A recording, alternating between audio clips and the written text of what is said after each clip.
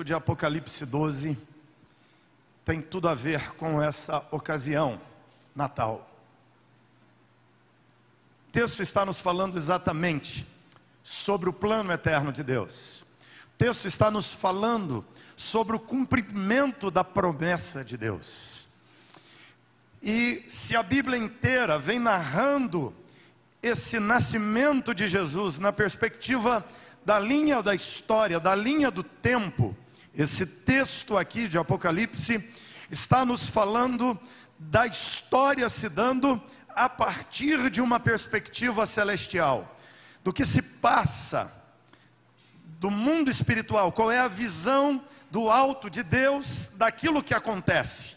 Apesar de que todos nós falemos de Natal como uma época de paz, apesar de que Natal para nós vem a ser uma grande festa de celebração do amor, da alegria, de solidariedade, o Natal se torna símbolo de amizade, de família reunida, de celebração, de comemoração. Na perspectiva celestial, Natal não é tempo de paz, é tempo de guerra.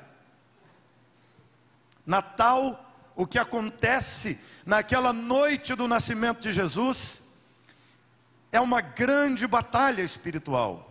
O texto nos diz que há um sinal no céu, e o sinal inicial, temos aqui os personagens do Natal. Um primeiro personagem, uma mulher. Uma mulher, diz o texto, vestida do sol, com a lua debaixo dos seus pés, uma coroa de 12 estrelas sobre ou na sua cabeça. Quando fala de uma mulher vestida do sol, com a lua debaixo dos seus pés, na montagem da cena, Deus está nos falando acerca da promessa feita já no Velho Testamento. O sinal é uma mulher grávida. Isso é símbolo do que já vem acontecendo desde o Velho Testamento. Você se lembra em Gênesis 3, que quando Adão e Eva pecam, o versículo 18, nós temos o que chamamos de proto-evangelho. É quando, diante da queda, diante da imperfeição humana, diante da morte humana pela desobediência, naquele momento em que a sentença de condenação é proferida sobre a humanidade, Deus planta uma semente da esperança naquela hora, porque Deus não somente diz a Adão e Eva: vocês estão mortos, vocês estão perdidos, vocês estão condenados, vocês encerraram toda a humanidade, toda a descendência de vocês debaixo da condenação do pecado. Deus diz também a Adão e Eva: do ventre da mulher vai nascer um varão, vai nascer um filho varão, vai nascer um filho, um homem, e esse menino vai um dia esmagar a cabeça da serpente. Então nós temos uma mulher que é o personagem, para nos lembrar de Eva, que como personagem da história caiu no pecado, que como personagem da história foi seduzida e enganada pelo diabo, e seu marido segue e cai juntamente com ela. E aqui nós temos o primeiro casal, a humanidade, os representantes do gênero humano caídos no pecado, condenados.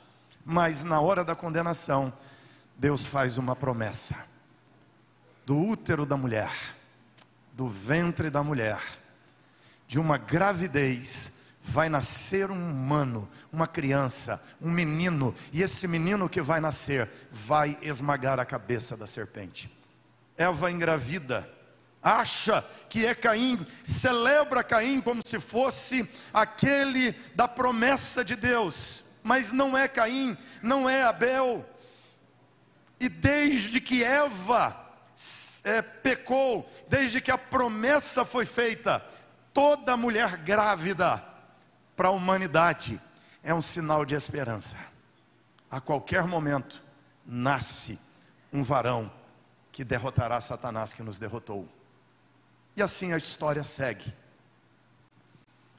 Nascem tantos outros homens, Sete, filho de Adão e Eva, Enos, que invoca o nome do Senhor, Noé, Abraão, que a esposa engravida de forma sobrenatural, uma gravidez milagrosa, mas Isaac não é o Messias, é uma grande alegria para Abraão, mas quando Deus de forma sobrenatural engravida Sara, o que Deus está dizendo é: Abraão, a promessa está de pé.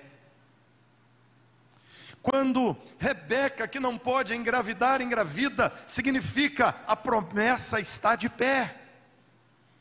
E assim ao longo da história, a humanidade é representada por uma mulher grávida que espera um Salvador. Deus na história separa um povo, o povo judeu. Por isso essa mulher tem 12 estrelas na sua cabeça, porque na história da humanidade Deus foca Israel. De Israel Deus foca a tribo de Judá e diz que será o leão da tribo de Judá. Da tribo de Judá Deus separa a família de Davi e diz que ele será filho de Davi. E da família de Davi Deus separa José e Maria está grávida para dar à luz a Jesus. Você se lembra? Jesus nasce, Herodes manda matar todas as crianças de 2 anos para baixo. Você sabe, isso não é um surto de loucura meramente de Herodes, isso é o que o texto está dizendo. Se tem uma mulher como personagem, a história tem um dragão como personagem. O versículo 3 nos fala de um dragão, que o versículo de número 9 nos diz que o dragão é a antiga serpente que estava no Éden, é o diabo, é Satanás, é o sedutor do mundo inteiro, é o sedutor das nações, das culturas, das religiões, é o enganador das nações. O texto nos diz que esse dragão quer devorar o menino quando ele nascesse, só que Deus não permite. Você se lembra, Jesus foi levado por José e Maria para o Egito. Lá permanecem até que Herodes, esse louco, morre. E mais tarde eles voltam para a Palestina e vão viver na região de Nazaré e não em Belém, aonde Jesus havia nascido e que era a terra natal, e eles eram descendentes de Judá. O dragão, diz o texto, quer devorar esse menino. Há um outro personagem da história, e aqui aquela noite, que é uma noite tida como festiva, como celebrativa, resulta na ordem de Herodes de matar todas as crianças de 2 anos para baixo, e é luto, é choro, é tristeza. Herodes quer matar Jesus, Herodes quer matar os pais de Jesus, ele quer impedir o plano de Deus movido por Satanás, mas não pode. Por isso Natal é guerra, não guerra entre os homens, não guerra de religiões, não guerra entre as famílias. Natal é guerra familiar, é guerra espiritual. Não é guerra familiar, é uma batalha espiritual. É Deus vencendo o maligno. O Natal é Deus derrotando esse grande dragão. O texto diz, é um sinal nos céus, um dragão grande, vermelho, assustador, 7 cabeças, 10 chifres, falando da maneira como Satanás pode seduzir, enganar, impor terror, fazer maldades, enganar as nações, seduzir os homens, levar os homens à idolatria, à feitiçaria, instigar a violência entre os homens, instigar a disputa entre os homens, instigar os vícios nos homens, envergonhar a humanidade no seu próprio pecado, assim como seduziu no Éden, seduz ao longo da história. Mas curiosamente, terceiro e último personagem dessa história, você tem uma mulher que é a humanidade caída, a quem Deus fez uma promessa que um dia mandaria um Salvador. Você tem um dragão que derrubou, que enganou a humanidade, que seduziu a humanidade, que leva a humanidade à rebelião, às suas heresias, feitiçarias, a seus comportamentos enganosos, tortuosos, complicados. Mas nós temos aqui um terceiro personagem. Terceiro personagem, o texto diz, é um menino. Versículo 5 diz, nasceu-lhe, pois, um filho varão, que há de reger todas as nações com cetro de ferro. Esse é o prometido. Essa é a promessa que Deus fez a Adão e Eva.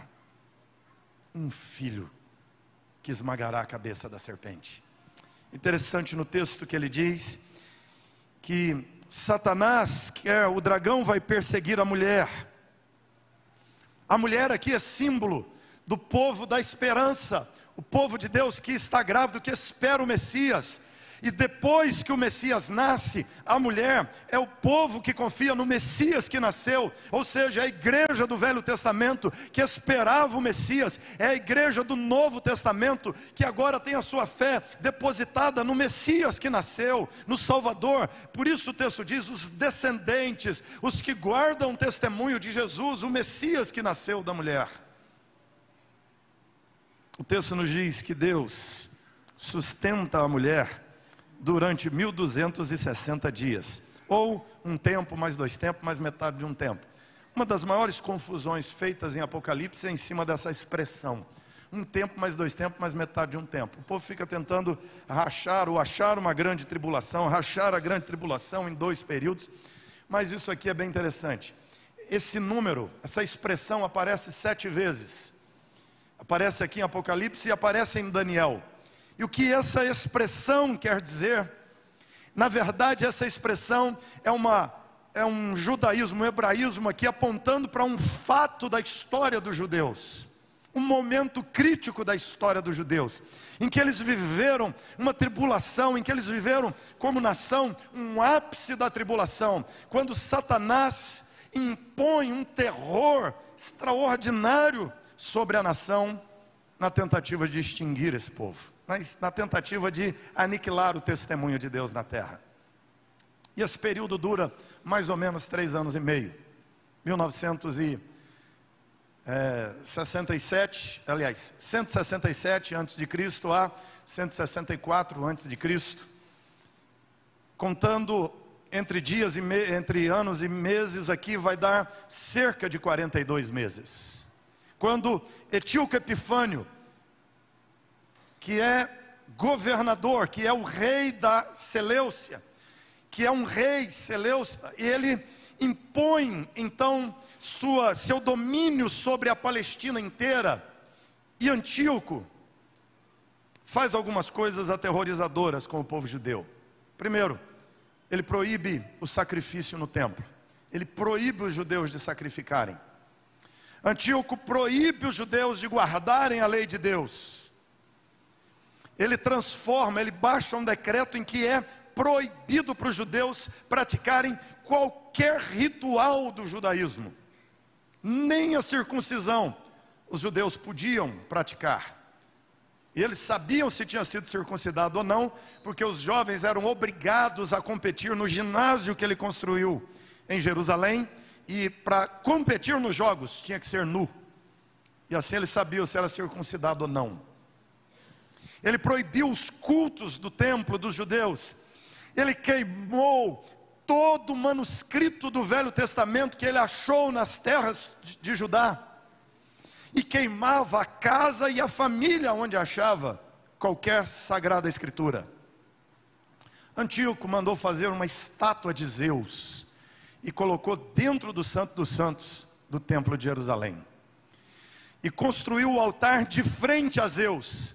E todos os dias ele sacrificava porcos no altar, oferenda a Zeus, para afrontar os judeus, porque ele queria helenizar os judeus, ele queria transformar os judeus em gregos. E aqui, irmãos, é o centro do que o texto está nos falando da batalha.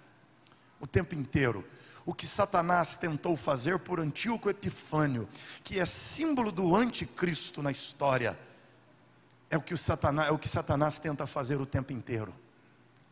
Lá ele queria helenizar, transformar os judeus em helenistas. O sumo sacerdote daqueles dias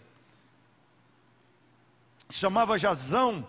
O sumo sacerdote aderiu e ele promoveu uma campanha para apoiar a helenização dos judeus, para transformar os judeus em gregos e apagar a memória da crença judaica, da esperança judaica do Messias. Mas, por provisão e graça divina, Antíoco Epifânio, Epifânio quer dizer aparição, quer dizer, Antíoco Epifânio, aparição de Deus, ele se sentia um Deus, por isso ele se julgava no poder de fazer essas coisas. mas na verdade era uma epifania, uma aparição de Satanás. E ele tenta impor sua crença sobre os judeus, mas Deus o fere e ele morre enfermo, bem jovem, 43 anos. No ápice de seu poder, ele é ferido por Deus e morre. Aqui acontece aquela batalha dos macabeus que acabam libertando os judeus dessa presença, dessa tentativa de transformá-los em gregos, com as crenças e costumes dos gregos. Mas o que Apocalipse faz, o que Daniel fazem, é dizer que o tempo inteiro Satanás está tentando helenizar os cristãos. Satanás está tentando mundanizar os cristãos. É exatamente isso que o diabo tem feito com a própria festa do Natal. Você já viu um sujeito de cara cheia comemorando Natal? Você já viu o sujeito tomar todas para celebrar o Natal a Cristo Jesus? Você já viu o sujeito ir para um motel para celebrar o Natal com a amante? Você já viu na festa da família a mulher trair o seu marido? Você já viu as pessoas fazerem um pancadão no Natal para celebrar? Sabe o que é isso? É o que Antíoco Epifânio fez. Colocou uma estátua de Zeus no Santo dos Santos e mandou sacrificar porcos a Deus. O que nossa cultura algumas vezes tem feito é sacrificar porcos a Deus. O que nossa cultura algumas vezes tem feito é erguer uma estátua de Zeus em plena celebração do Natal e não celebrando o Cristo verdadeiro, porque essa ocasião, irmãos, é uma ocasião de guerra, guerra espiritual, em que Satanás tenta empurrar e impor o mundanismo sobre os cristãos, e muitos têm aderido ao paganismo, mas esta é uma ocasião boa e oportuna para levantarmos a bandeira do Evangelho e dizermos para as nações: Cristo Jesus nasceu, o Messias encarnou, a promessa se cumpriu, aquele que regerá as nações nasceu. E assim como Antíoco Epifânio foi derrotado nos dias do judaísmo no ano 164, também Satanás tem sido derrotado nos nossos dias, porque Deus derrota Satanás com o nascimento de um bebê. Só com o nascimento de uma criança é o maior terror do inferno, porque Satanás sabe, esse menino vai reger as nações, esse menino vai governar os povos. E o que celebramos no Natal é o nascimento daquele que rege nações, daquele que tem construído o seu reino.